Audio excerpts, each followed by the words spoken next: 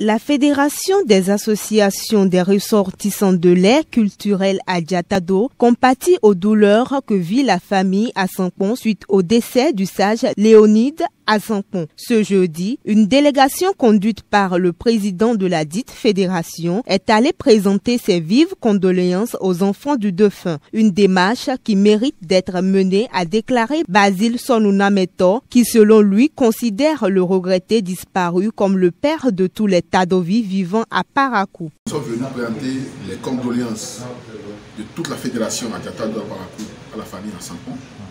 Cela parce que le patriarche, papa à Sampon, quoique père biologique de Sampon, est le père de tous les ressortissants du sud à Parakou. Et ce patrimoine, nous le réclamons. Parce que papa à Sampon, père à son âme désormais, a été l'un des pionniers des creuset de regroupement des ressortissants de l'écriture à Diatado à Parakou, en étant le président de l'UGDO et en œuvrant dans beaucoup de secteurs pour que les ressortissants de l'écriture à Diatado résidant à Parakou puissent s'unir pour leur épanouissement. Et à titre initiatif, il a fait beaucoup de choses à Parakou. Donc, nous pensons que ce n'est pas les à Sampon seuls qui sont éplorés, mais toute la communauté à Diatado à Parakou est éplorée. Nous venons de perdre un être très cher, un papa, un pépé, et nous pensons que c'est de bon temps que nous soyons associés à ces obsèques, que nous puissions organiser des hommages à la hauteur de l'hélice disparue, que nous puissions organiser des hommages pour témoigner de ce que l'homme a été dans la vie associative de Parakou, dans l'épanouissement des fils et filles ressortissants de l'écriture à Parakou. Cette démarche des Tadovi, comme vous pouvez l'imaginer, a suscité une forte sensation dans le cœur des enfants du défunt. Eugène Asampon, fils aîné de la famille et porte-voix des enfants, se réjouit du fait qu'il peut désormais compter sur la fédération et tous les ressortissants de Tado pour le reste de ses séjours dans le Septentrion. Il sera suivi de son épouse, Lily Djobo. J'ai été très surpris d'avoir une très grande personne pour venir assister. J'ai été très surpris. Je pensais que j'étais le fils. Je pensais que j'étais le seul fils de papa, oui. Mais je me suis trompé largement.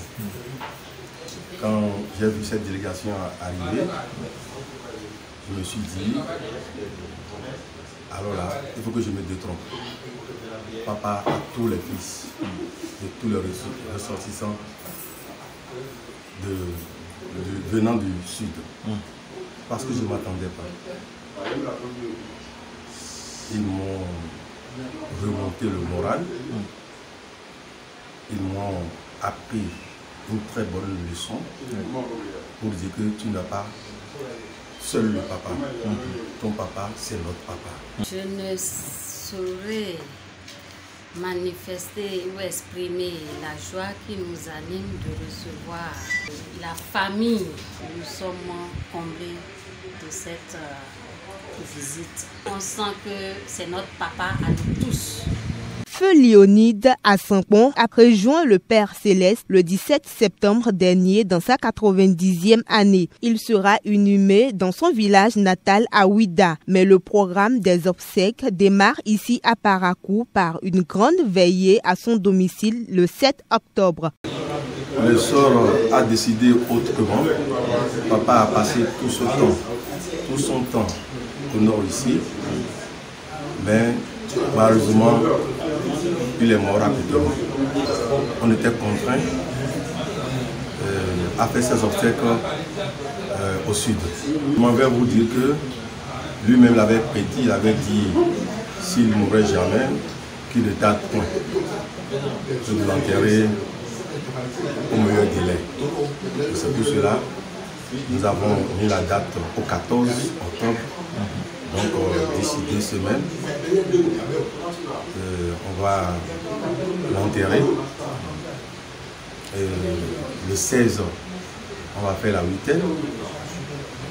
Et enlèvement de deuil le samedi 16. Mais le 30, nous allons revenir à Parakou ici, 2 semaines après l'inhumation, pour faire une grande messe à son intention et à toutes ces femmes défuntes pour Parakou. Mais avant ça, le 7 déjà, octobre, 1 semaine avant son enterrement, nous allons faire une grande veillée à son intention à Parakou, dans sa maison, quartier Tanza, à 20h. Il convient de signaler que le défunt s'en est allé dans sa 90e année et laisse derrière lui 23 enfants dont le dernier flotte la trentaine d'âge.